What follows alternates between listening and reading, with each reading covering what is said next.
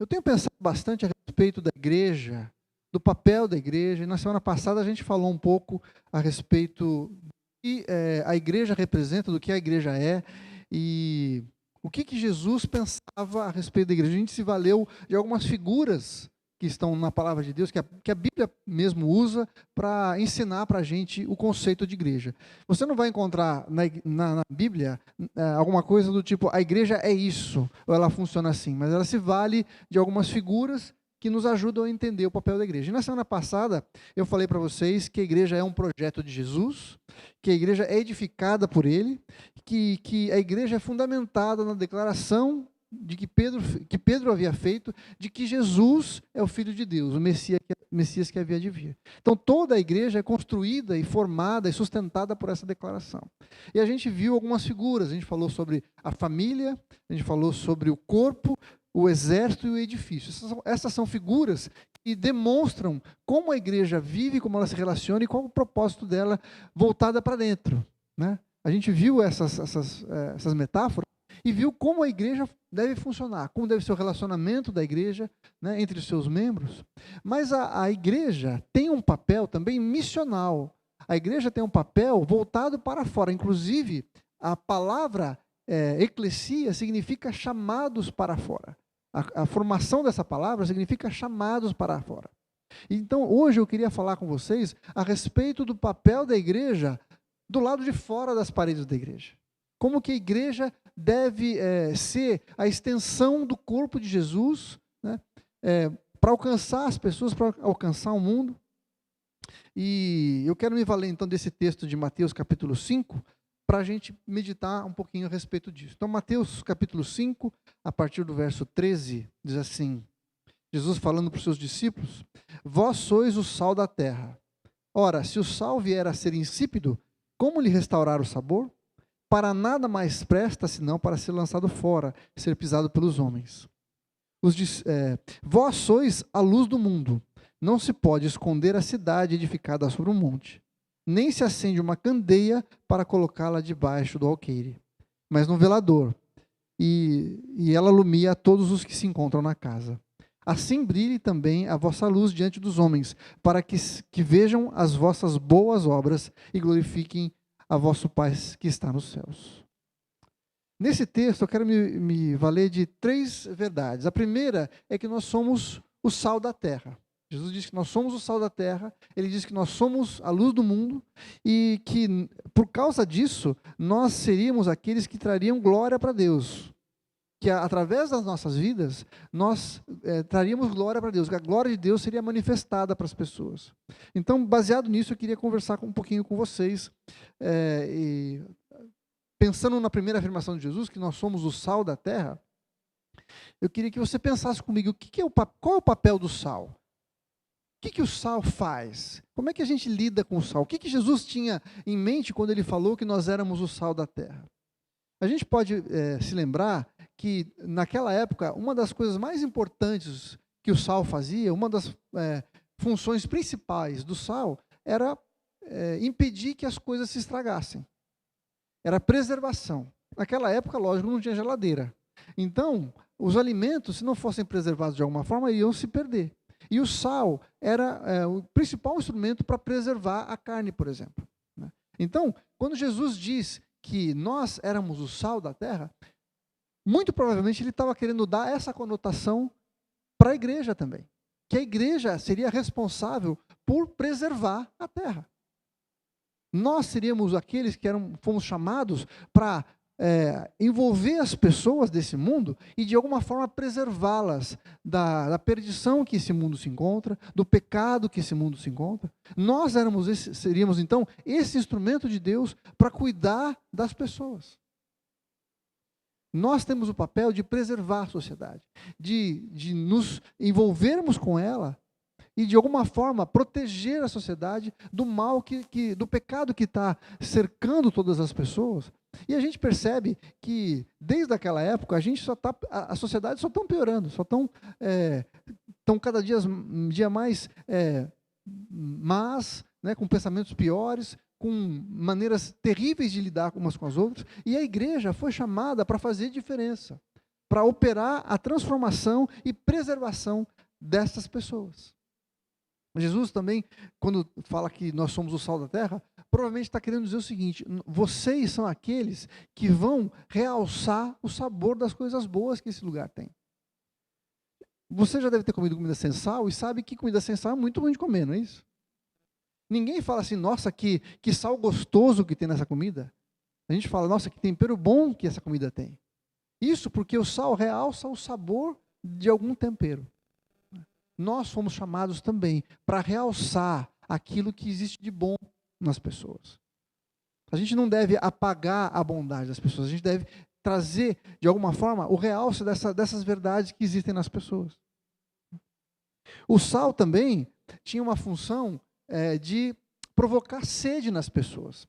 Existem alguns estudos que demonstram que o sal tem esse poder de causar sede nas pessoas. Imagina uma pessoa que está no deserto, depois de muito tempo, ela começa a perder a noção de que ela precisa se hidratar.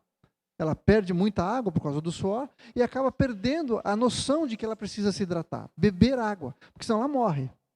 Então, as pessoas costumavam caminhar com um pouco de sal e comiam um pouco de sal durante o seu trajeto no deserto para se lembrar de se hidratar, de tomar água, para que elas não morressem por falta da água.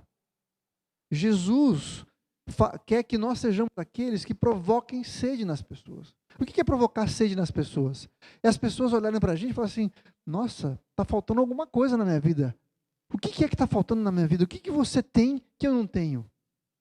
Nós somos as pessoas que deveríamos ser aquelas que provocariam a sede nas pessoas. O desejo das pessoas de buscarem algo que elas não sabem o que é. Que elas se esqueceram que precisam.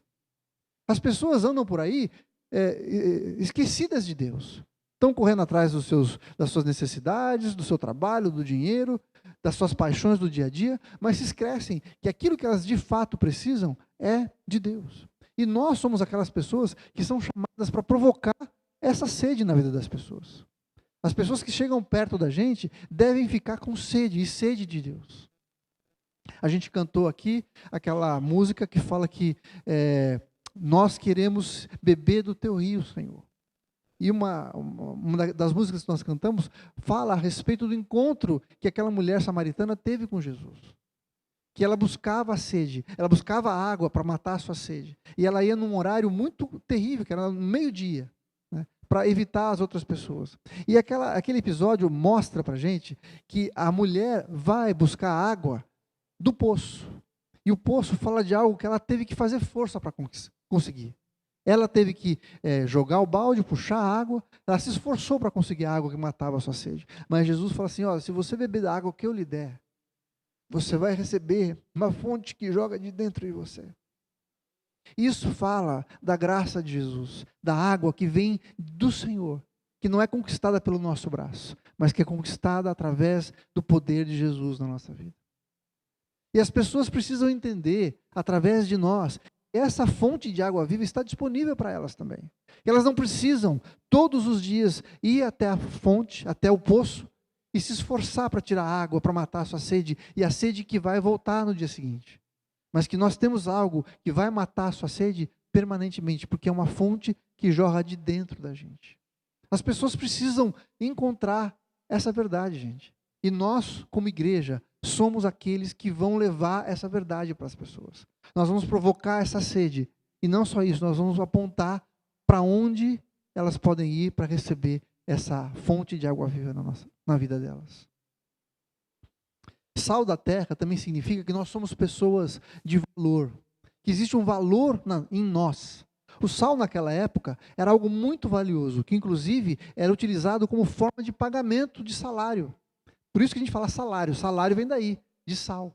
As pessoas recebiam o fruto do seu trabalho através do sal, que era trocado por outras mercadorias, por ser tão valioso e ser alguma coisa fácil de carregar para cima e para baixo. Antes das moedas, se utilizava o sal como forma de pagamento.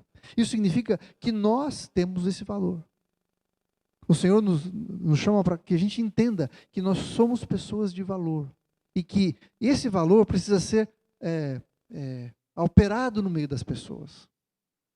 Sabe, um pouquinho de sal faz toda a diferença na vida de alguém, no tempero da comida.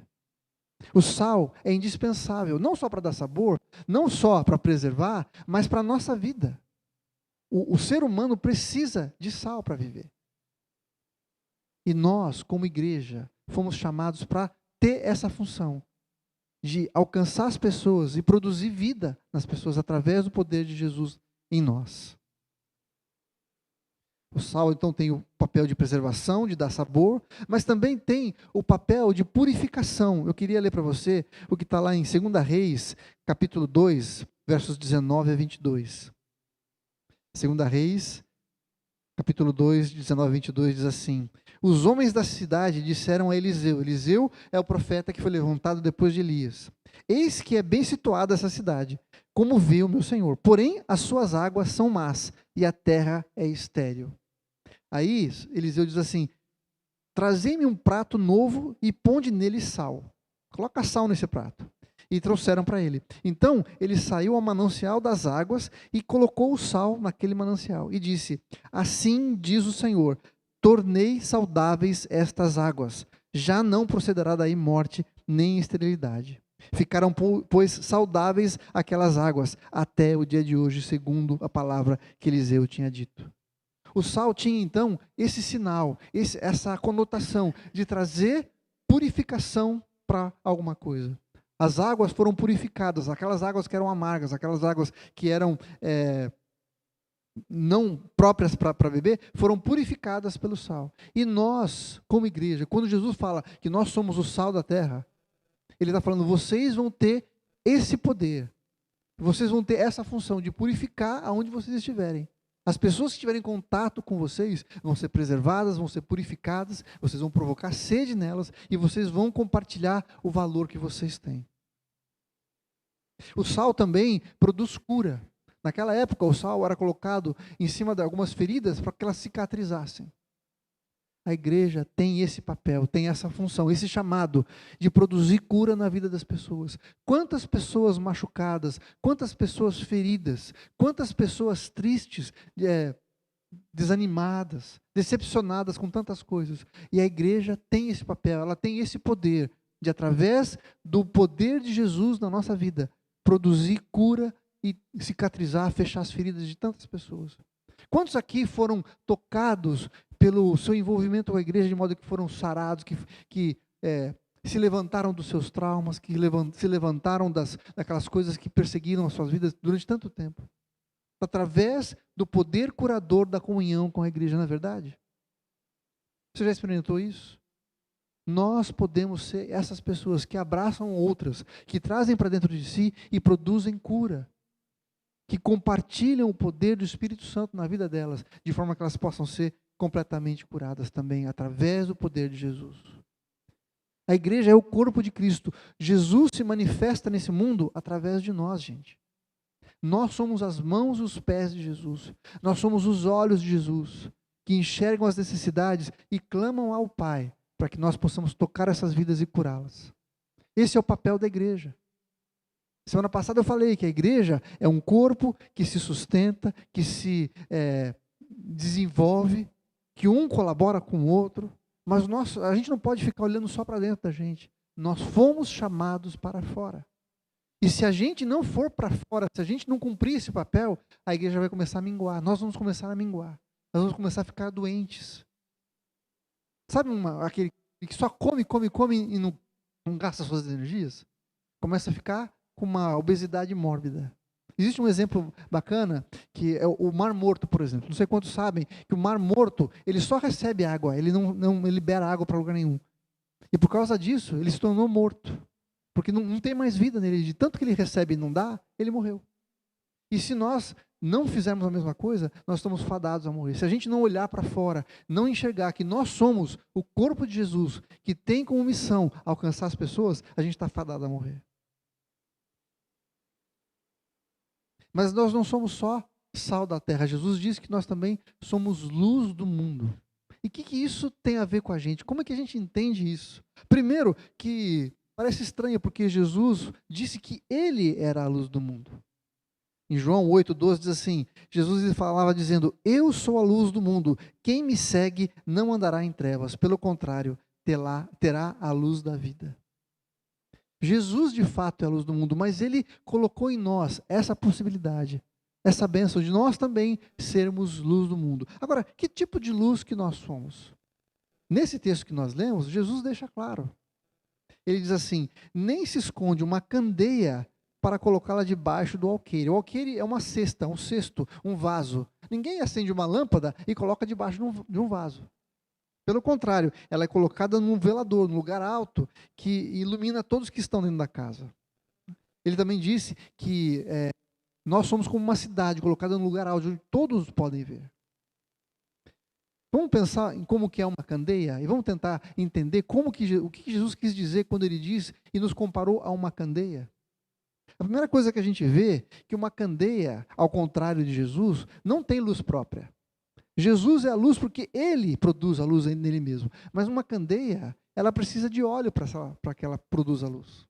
E essa é a primeira grande verdade dessa metáfora que Jesus usa, que a candeia precisa de óleo. Se nós formos uma luz como uma candeia, nós precisamos queimar o óleo do Espírito Santo. Não existe luz em nós mesmos. A luz da candeia precisa ser iniciada. Alguém precisa startar o fogo naquela candeia, para que ela possa iluminar. A mesma coisa com a gente. É o Senhor Jesus que coloca fogo em nós. E assim nós podemos, então, brilhar. E o combustível que gera essa luz em nós é o poder do Espírito Santo na nossa vida. O Senhor, quando nós o recebemos como Senhor da nossa vida, iluminou a nossa vida. E fez de nós pessoas que brilham. Pessoas que chamam a atenção. Eu não sei se você já reparou. Eu, por exemplo, gosto de dormir no escuro. O máximo escuro possível. E hoje em dia a gente tem tanta coisa dentro do nosso quarto, né? Tem o controle remoto da televisão, tem aquela luzinha da televisão que fica acesa enquanto ela está desligada. E isso impede a gente de ficar no escuro total.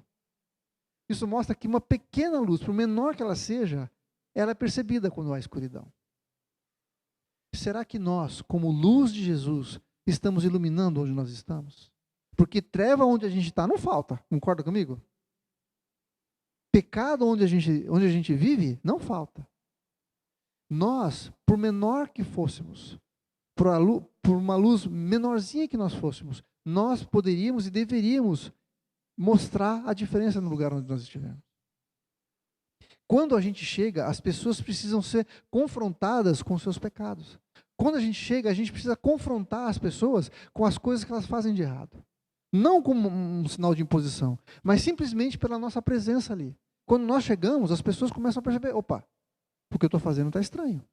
Não é assim que se deve fazer. Por quê? Porque a luz expõe as trevas.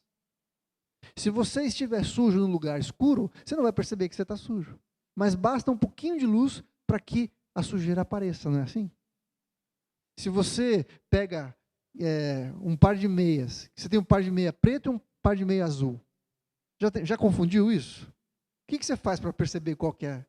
Se o par está certo, se é azul ou se é preto mesmo, de verdade. Você coloca na luz. Quanto mais luz você expuser aquelas meias, você vai perceber a coloração correta. Não é assim?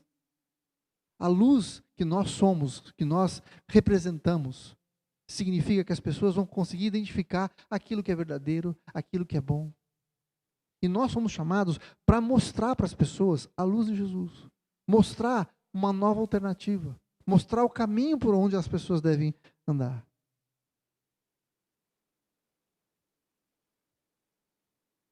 A candeia, então, mesmo pequena, é uma luz poderosa. Mesmo pequena, ela pode fazer diferença. A luz da candeia precisa ser acendida e ela queima do óleo, o óleo do Espírito Santo. Outra coisa importante na candeia é que ela está sujeita a sua luz se apagar. Qualquer vento pode apagar a luz de uma candeia. Mas a sua importância está no fato dela permanecer acesa. E a gente vê o cuidado do Senhor em manter a luz acesa, a candeia brilhando. Lá em Isaías 42, versículo 3, diz assim, a respeito do Messias, ele diz assim, não esmagará a cana quebrada, nem apagará a torcida que fumiga. Em verdade, promulgará o direito. O que ele está dizendo aqui?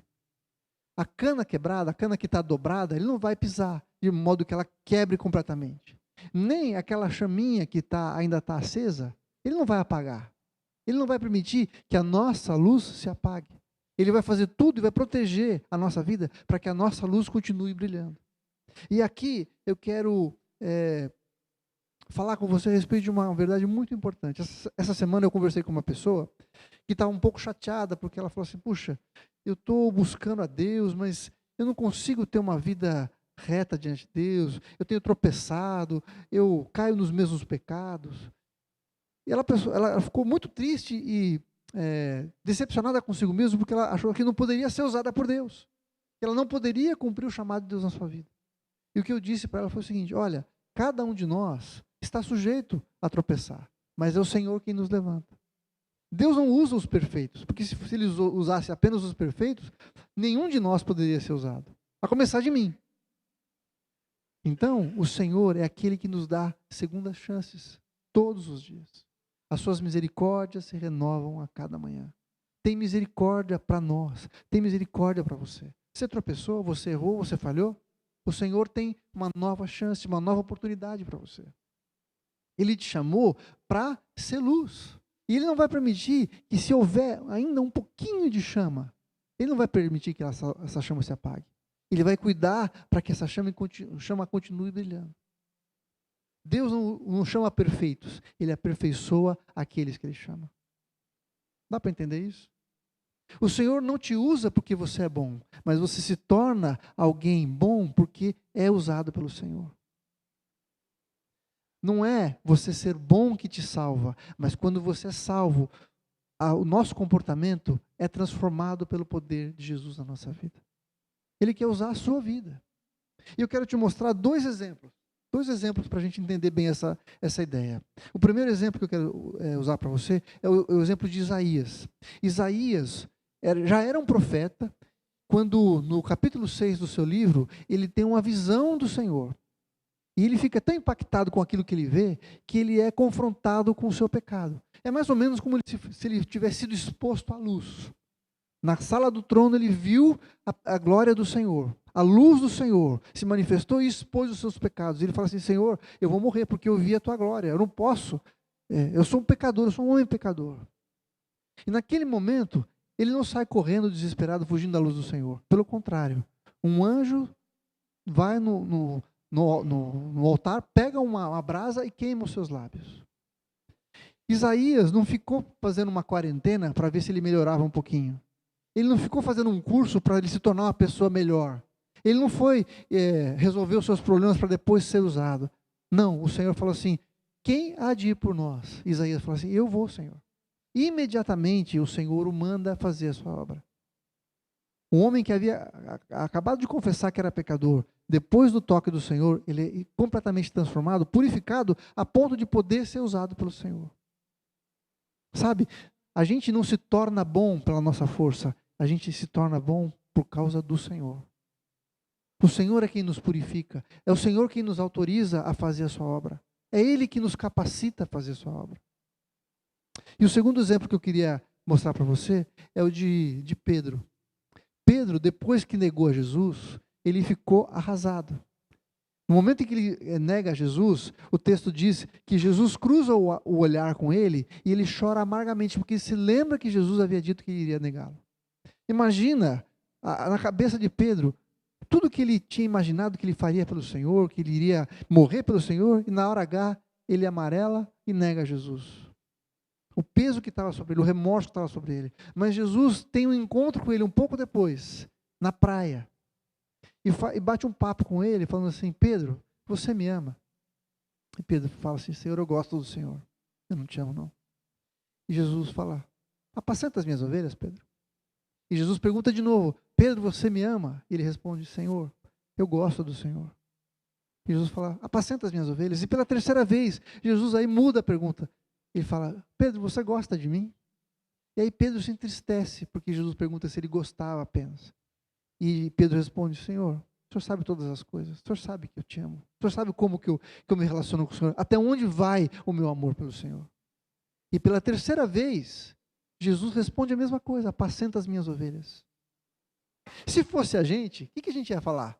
Ah, você não me ama, você só gosta de mim? Então eu vou te dar uma tarefa mais ou menos, não tão importante, vou te dar uma tarefa com menos responsabilidade, tá, Pedro? Aí se você cumprir, se você for bem nisso, eu te dou alguma coisa melhor, com mais responsabilidade. Não é assim que você faria? Eu faria assim. Você não dá alguma coisa muito importante para alguém que provou que não é fiel, não é isso? Mas Jesus não fez isso. Jesus respondeu da mesma maneira todas as vezes. Apacenta as minhas ovelhas. Apacenta as minhas ovelhas, Pedro. Jesus confiou as suas ovelhas, as ovelhas pelas quais ele havia morrido, nas mãos de alguém que não tinha convicção ainda do seu amor pelo Senhor. O Senhor nos dá uma segunda chance todos os dias. Ele olha para nós e fala assim: eu sei que você não está pronto ainda. Eu sei que ainda tem coisas na sua vida que você precisa melhorar. Mas ainda assim, eu te dou essa responsabilidade. Eu te chamo para fazer a minha obra. A igreja tem muitos problemas. A igreja é falha em muitas coisas. Porque a igreja é feita de pessoas que são falhas. É feita de pessoas que estão no processo de santificação, no processo de conhecer mais a Jesus, de servir mais a Jesus com mais intensidade. Mas isso não nos impede de sermos o braço do Senhor, de sermos sal e luz aonde quer que a gente esteja. Talvez você esteja se perguntando, mas será que eu posso? Será que eu tenho condição? O Neto está falando isso porque não sabe da minha vida, não sabe dos meus pecados, não sabe como é que eu sou de segunda a sexta. Eu não sei, mas o Senhor sabe. E ainda assim, Ele fala: apacenta as minhas ovelhas. Ainda assim, Ele toca em você como uma brasa do altar para te purificar e te tornar apto a fazer a sua vontade. Sabe, não tem nenhum tipo de pecado ou culpa que possa te afastar da presença do Senhor, que possa te tornar inelegível para a obra que o Senhor te chamou. A única coisa que pode te afastar do Senhor é o fato de você não tomar posse do perdão dos pecados que Ele trouxe sobre a nossa vida, a vida de cada um de nós. A única coisa que nos separa do Senhor são os nossos pecados, e para os nossos pecados existe perdão em Jesus. Então, se você foi chamado, e você foi chamado, o que você precisa fazer é falar: Senhor, eu preciso do toque do Senhor. Toca-me com essa brasa viva e purifica os meus lábios. Purifica a área da minha vida que ainda está comprometida com o pecado, de modo que eu possa de fato ser usado pelo Senhor. Agora, o Senhor nos chama, e isso é uma coisa importante, não para que a gente viva bem, não para que a gente tenha as bênçãos do Senhor. Claro que Ele vai nos abençoar. O Senhor é um Deus de graça, de abundância, de misericórdia. E Ele tem prazer em abençoar os seus filhos. Lembre-se que nós somos filhos do Senhor. O Pai tem prazer em abençoar os seus filhos. Não é verdade? Mas o que Jesus diz? No versículo 16, Ele diz assim: assim brilhe também a vossa luz diante dos homens, para que vejam as vossas boas obras e glorifiquem a vosso Pai que está nos céus. O Senhor levanta uma igreja para ser sal e luz, de modo que as nossas boas obras glorifiquem ao Senhor. E aqui, quando ele fala em boas obras, a palavra boa aqui não é o oposto de más obras. A palavra que ele usa aqui é a palavra kalos, e essa palavra significa bonito, gracioso, excelente, escolhido, insuperável, precioso, proveitoso, apropriado e recomendável. As nossas obras são algo que colocam nas pessoas aquele sentimento: nossa, que coisa maravilhosa! Deus que fez isso? Que coisa mais linda! É como uma obra de arte. As nossas obras, quando nós as operamos no nome de Jesus, no poder do Senhor, como sal e luz para esse mundo, são obras que enchem os olhos das pessoas. Como eu falei, não é o contrário de obras más. Uma coisa boa, isso não é ruim, isso é bom. Não é isso. É alguma coisa que enche os olhos. Sabe uma obra de arte? Uma pedra preciosa? É isso que essa palavra quer dizer. As nossas obras são para as pessoas algo que as atrai para o Senhor. E assim elas vão glorificar o nome do Senhor. O Senhor quer que as nossas vidas façam isso. Glorifiquem a Ele a ponto das pessoas serem atraídas. Lembra que eu falei semana passada que o papel da igreja é atrair as pessoas para perto? Provocar sede significa: eu quero isso também. Eu quero estar com você. Eu quero experimentar esse relacionamento que você tem com Deus. Eu quero que esse Deus faça na minha vida o que está fazendo na sua. Como é que eu posso ser salvo? A gente precisa e pode provocar esse tipo de pergunta na vida das pessoas. As pessoas vão olhar para a gente e vão falar: eu quero isso também. Eu quero também essa água viva. Eu quero também experimentar o poder de Deus. Eu quero ter também o poder de produzir cura na vida das pessoas. O Senhor nos chama para fazer isso.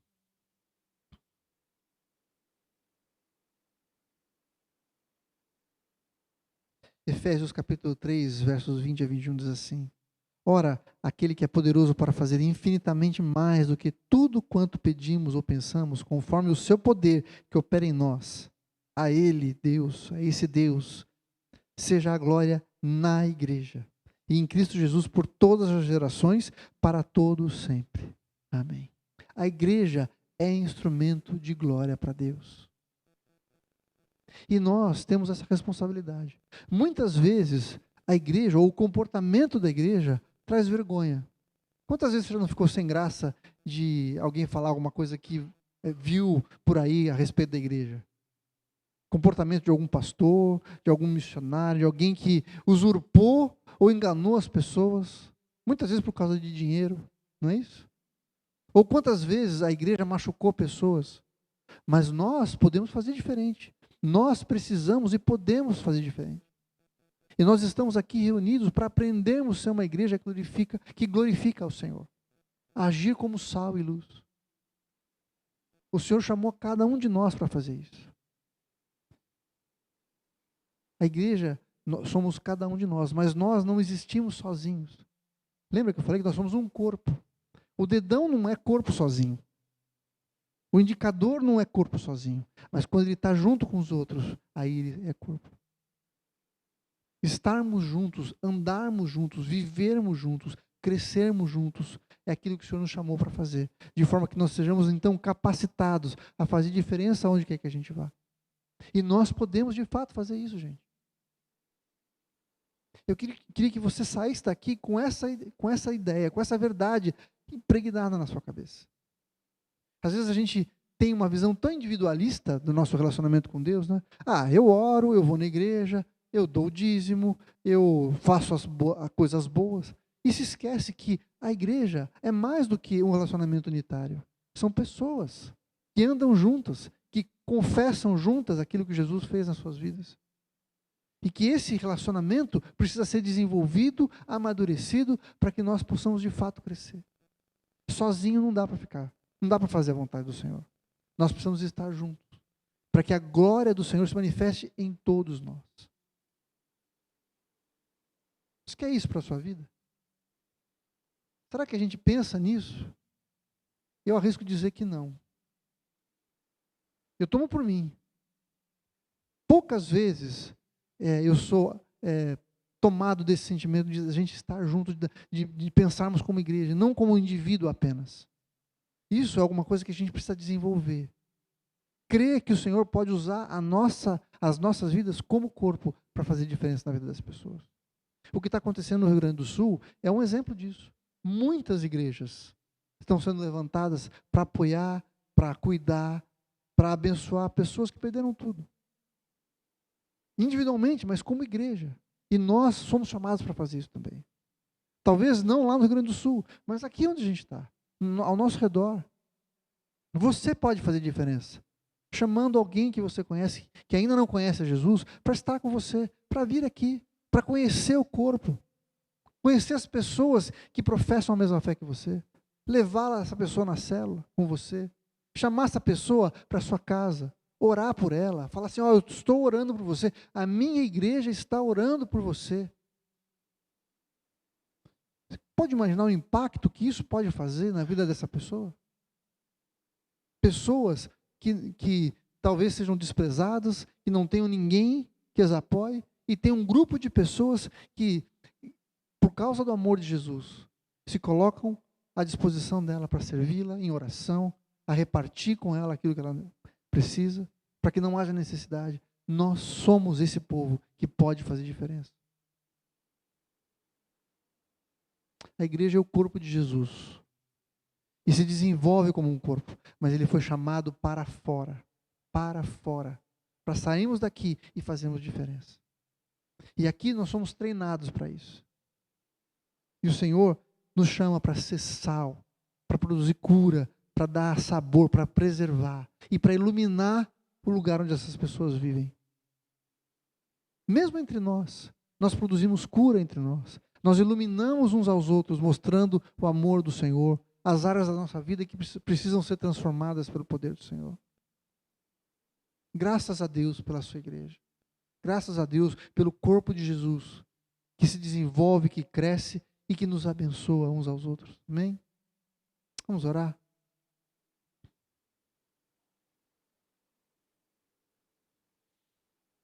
Senhor, nós te agradecemos pelo teu projeto tão extraordinário que é a igreja. Obrigado porque o Senhor nos plantou nesta igreja. Obrigado porque somos parte uns dos outros. Obrigado porque é o teu Espírito Santo que é a argamassa que nos coloca juntos, que nos solidifica, é aquilo que nos une, é aquilo que nos torna comuns uns aos outros, Senhor.